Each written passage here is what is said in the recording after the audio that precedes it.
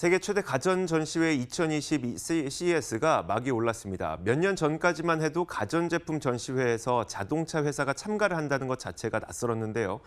이제 최근에는 전자회사가 자동차를 전시해서 자신들의 기술을 뽐내며 자동차는 이제 CES의 단골 손님이 됐습니다.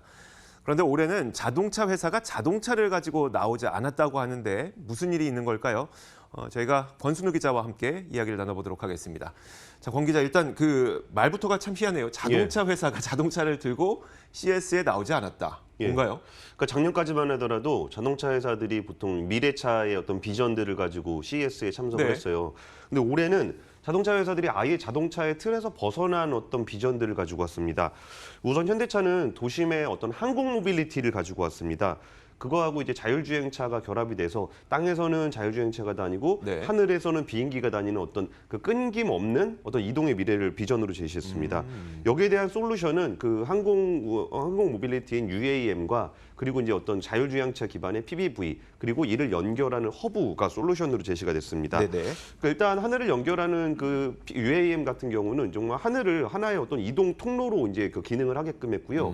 땅에 돌아다니는 자율주행차 PBV는 자율주행차가 이제 자동차의 기능을 하는 게 아니고 그 차 안에서 뭐 잠을 잔다거나 그러면 호텔이 되겠죠. 아니면 물건을 산다거나 아니면 치료를 받는다거나 이런 식의 어떤 개인의 목적에 맞게끔 움직이는 공간을 활용하는 것으로 꾸며졌습니다. 그리고 둘을 연결하는 허브 같은 경우에는 그 허브가 단순하게 우리가 보는 그 뭐 터미널 이런 개념이 아니고 우리가 경험하는 고속터미널 이런 거 아니라는 거잖아요. 고속터미널이기도 하지만 그 고속터미널이라는 공간은 정해져 있잖아요. 정해져 있는 공간이 아니고 이 PBV가 어떤 PBV가 오냐 그러면 은행, 그러니까 예를 들어 병원 PBV하고 약국 PBV, 뭐 안과, 외과 이런 게 같이 오면은 하나의 종합병원이 되는 그런 구도입니다.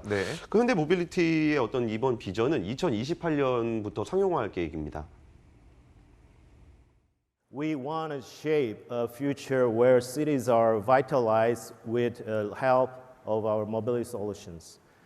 We want to join in people's lives by connecting people in meaningful ways and liberating them from limitations.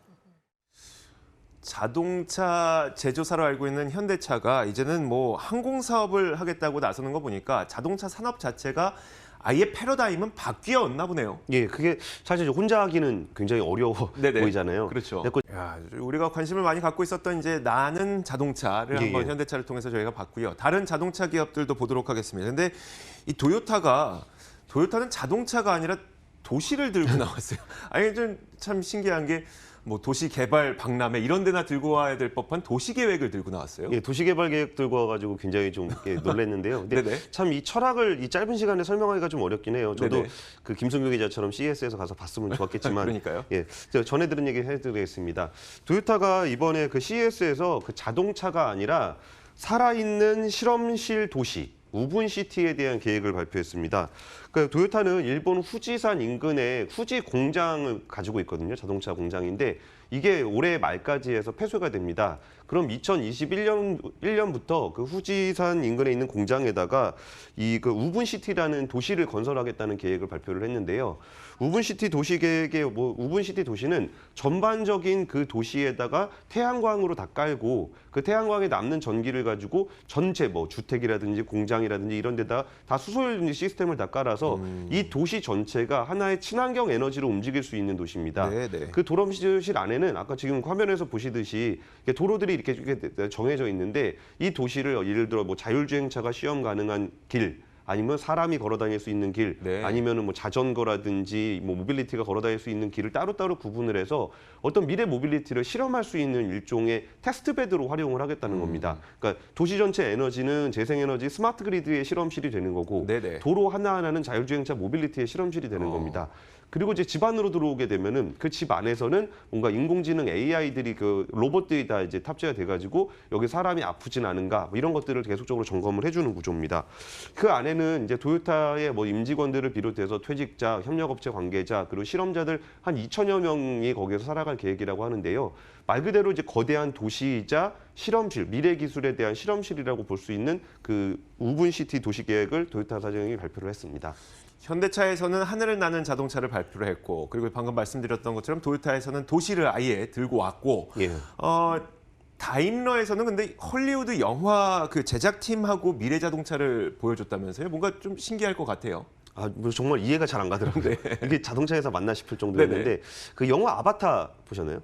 예, 굉장히 좋아하는 영화죠. 예, 네. 영화 아바타에 보면은 그 행성 전체가 뭔가 하나의 어떤 생명체로 구성이 돼 있잖아요. 그렇죠. 그게 뭔가 인공적인 물건이 없다는 건데 그 사실 인공적인 물건 중에 제일 대표적인 건 자동차입니다. 자동차를 만드는 과정에서 엄청나게 많은 철이 들어가고 플라스틱이 들어가고 자동차가 운행하는 과정에서 매연이 발생을 하게 되는데요. 네. 그 다임러는 판도라에 어울릴 만한 자동차를 선보였습니다. 그러면서 그 자동차가 뭐 플라스틱이라든지 철이라든지 나무라든지 이런 것들이 다 재활용, 기존에 사용하고 있던 자원을 다시 재활용 하는 형식으로 해서 새로 자동차를 아무리 많이 만들더라도 추가적으로 지구에서 뭔가 에너지라든지 자원을 사용하지 않는 그런 자동차 컨셉입니다. 네네. 그리고서 이제 그것에 따라서 그 자동차를 뿐만이 아니고 자동차를 그 만드는 전 과정, 공장, 협력업체 이런 것들도 다 그 친환경으로 바꾸겠다는 건데요.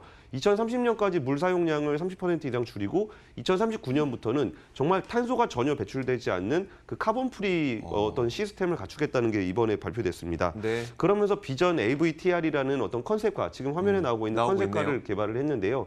저 차 자체도 뭔가 친환경 소재로 그러니까 친환경 소재라는 게 뭐 친환경적인 소재가 아니고 기존에 있는 소재를 재활용하는 그런 100% 재활용한 소재로 만들어졌습니다. 그러니까 네. 전혀 지구의 어떤 자원을 추가로 사용하지 않았고요. 그리고 화면의 중간중간 보시면은 이렇게 운전하는데 운전대가 없습니다. 손에다 그 패드에 올려놓으면 되는데 네. 이 패드에 올려놓으면은 기계와 사람이 어떤 소통, 텔레파시를 통해서 차가 자동으로 움직일 수 있는 그런 미래를 꿈꾸는 듯한 모습을 선보여 줬습니다.